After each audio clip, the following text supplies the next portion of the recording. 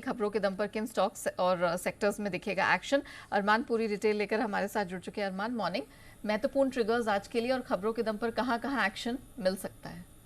जी बिल्कुल, good morning. सबसे पहले अगर आप नतीजे भी हैं, एक कंपनी है जिसमें आप प्रॉक्टर एंड गैम्बल हेल्थ की बात करें तो उनके नतीजे आते हुए दिखेंगे। जियो फाइनेंशियल सर्विसेज उनका MSCI ग्लोबल स्टैंडर्ड इंडेक्स में जो है वो शामिल होगा। उज्जीवन फाइनेंशियल सर्विसेज की बात करें तो बोर्ड बैठक में अंतरिम डिविडेंड के ऐलान पर जो है विचार किया जाएगा। TCNS क्लोथिंग, यहाँ पर ओपन ऑफर जो है वो बंद होता हुआ दिखेगा। NIIT लर्निंग सिस्टम्स की बात करें वो ट्रांसफर होगा ट्रेड फ्रॉम ट्रेड से रूलिंग सेटलमेंट में।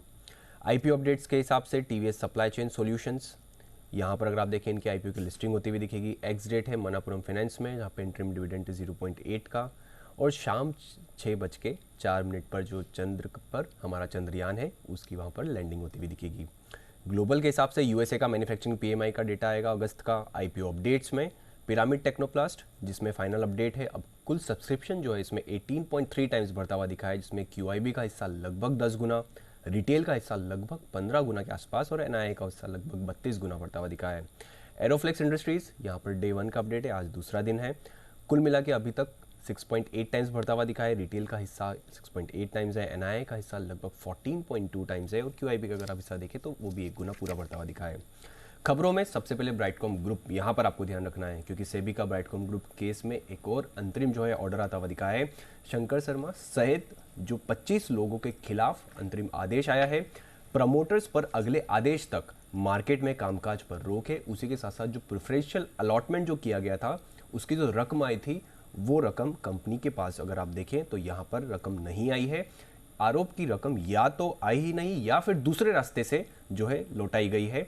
और यहाँ पर 22 लोगों को लगभग अगर आप देखें 25.8 करोड़ शेयर्स को जो अलॉटमेंट किया गया था उसके मुताबिक कंपनी के पास लगभग 245 करोड़ आना था, पर महज सिर्फ 52 करोड़ के आसपास ही कंपनी के पास आया है।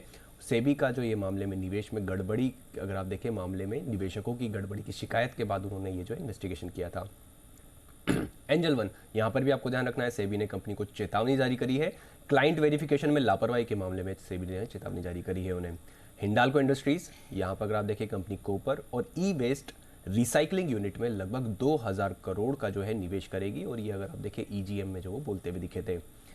BEML, यहाँ पर आपको ध्यान रखना है, कंपनी को मिनिस्ट्री ऑफ डिफेंस से लगभग 101 करोड़ का ऑर्डर मिला है और ये कमांड पोस्ट व्हीकल्स की सप्लाई के लिए कंपनी को ऑर्डर मिलता हुआ दिखा है।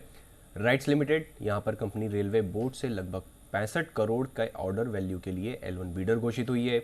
लिंडे इंडिया, यहाँ पर भी आपको ध्यान रखना है क्योंकि कंपनी को इंडियन ऑयल कॉर्पोरेशन से LOA मिलता हुआ दिखा है और ये पानीपत रिफाइनरी कॉम्प्लेक्स के लिए एयर सेपरेशन यूनिट को सेटअप करने के लिए LOA मिला है।